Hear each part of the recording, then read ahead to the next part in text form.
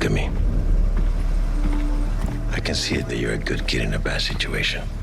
Hey everyone, it's Gilbert.K here. Welcome back to my channel. Today we'll be reviewing Euphoria Season 3. Okay, I need you to be honest with me for a sec. Did Euphoria Season 3 just evolve into something completely different?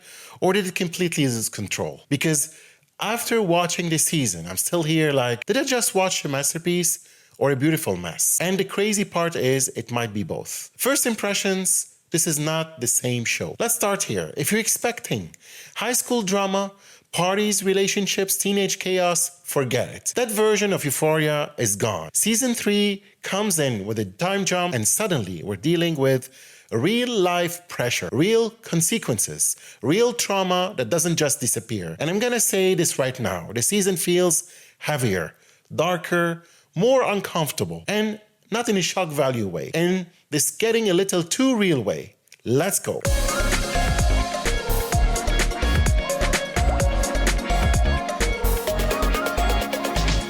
First thing first, if you're new to my channel, don't forget to like, subscribe, and share. Also check other episodes. You can listen to this episode and others on any podcast platform. The themes.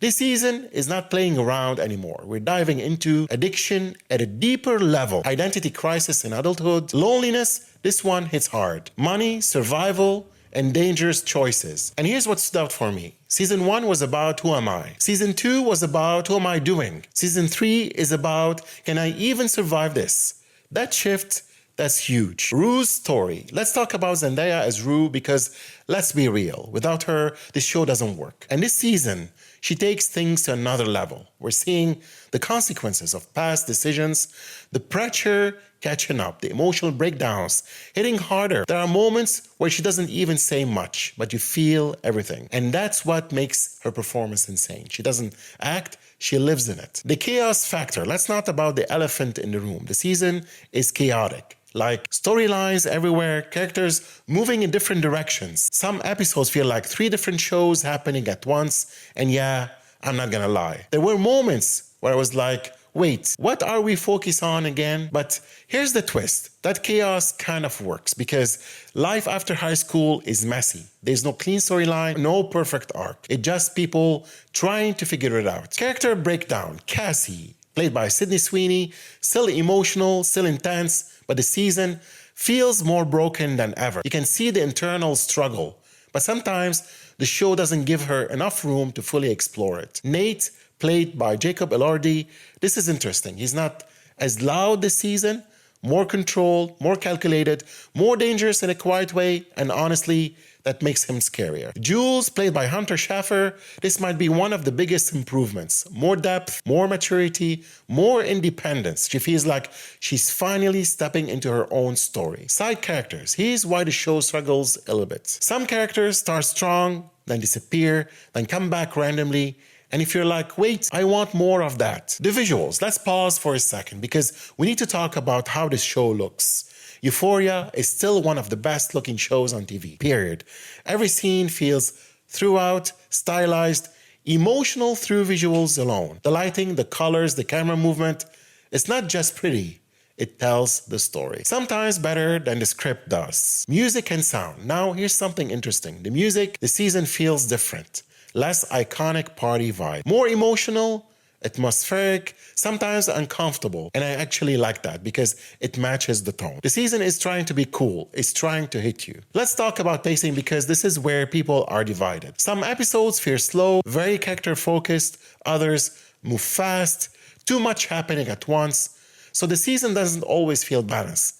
And that's where some viewers might check out. So what the internet is saying, across critics, social media fans, the reactions are very mixed. Some people are saying it's bold and mature. Others are saying it's messy and unfocused. And honestly, both sides are right. Fun facts, the season comes after a massive 4-year gap building huge expectations. The show introduces a time jump into adulthood, changing the tone completely. New cast members bring different energy to the story.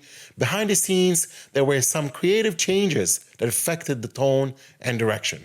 The show is rumored to be heading toward a final chapter vibe. What the season really about? Let me simplify it. The season is about consequences. Not just what you do, but what happens after. And that's why it feels heavier, because there's no reset button anymore. Final breakdown. What I loved, Zendaya's performance, next level. Visual storytelling, still elite. Mature themes, emotional depth. What didn't fully work for me? Too many storylines, uneven pacing, some characters underused, can feel sometimes overwhelming. Final thoughts. Euphoria Season 3 is not trying to please you. It's trying to challenge you. It's trying to make you uncomfortable. It's trying to show you what happens after the drama.